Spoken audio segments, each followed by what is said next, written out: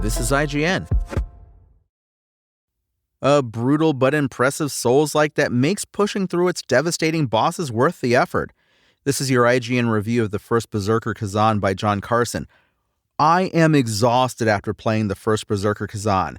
My hands ache, my brain is fried, and I've often had to step away in frustration. It's a long, brutally difficult game, one often expecting near perfection in its toughest encounters. Like a new military recruit, this Souls-like extension of developer Neeple's dungeon and fighter universe broke me down and, over time, built me back up into a lethal weapon that was prepared to take on whatever hellish nightmares it had in store. Even when I hit seemingly insurmountable roadblocks for hours at a time, I somehow found myself reveling in battles that enjoyably took me to the brink of my abilities. The first Berserker Khazan is a classic revenge tale. Khazan, a celebrated general, is betrayed by his empire and labeled a traitor. After being gravely injured while apprehended, he's revived and possessed by a melded legion of vicious warrior spirits who antagonize him into doing their bidding. The Blade Phantom, as the ethereal symbiote is known, is more concerned with advancing the objectives of the underworld from which it hails, while Khazan is out for the blood of those who wronged him. This setup provides plenty to build on, tying grounded medieval politics to the occult forces leeching their way into the world, but the story after that is mostly thin and underwhelming. Being a well-honed instrument of war, Khazan has a handful of tools at his disposal to slaughter his enemies, although it took a long time before I felt like I was on his perceived level of capability. An early mission introduces you to the first Berserker's 3 types of weaponry. You can choose to use the powerful but slow and defensive greatsword, a nimble stamina-draining spear, or the whirling assault of the dual blades.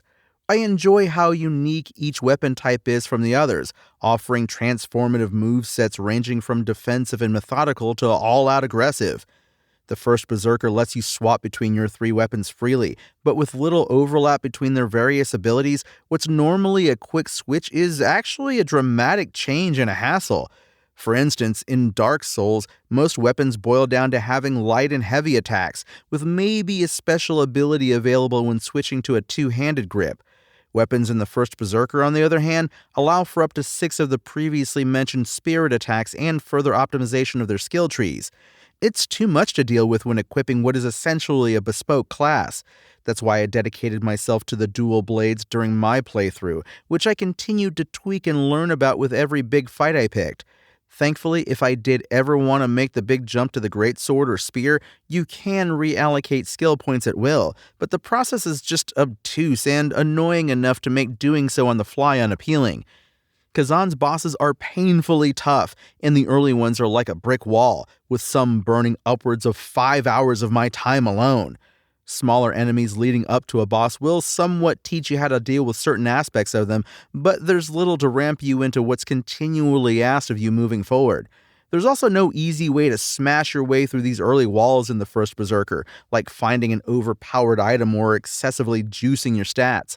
Even in a brutal game like Elden Ring, a notorious early boss like Margit can be overcome more easily if you spend some time getting stronger in the areas before him.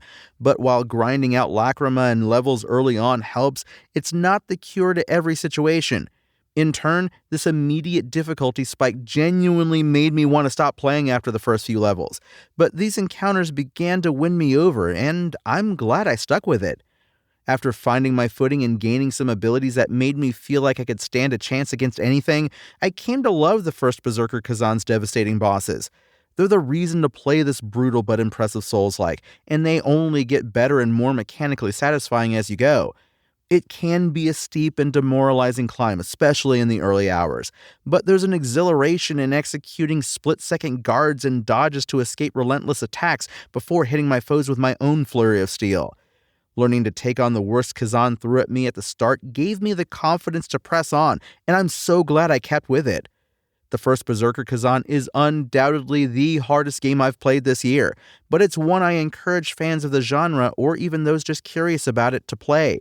The journey is tough, and it won't be for everyone, but if I can get through it, with plenty of time and practice, you can too.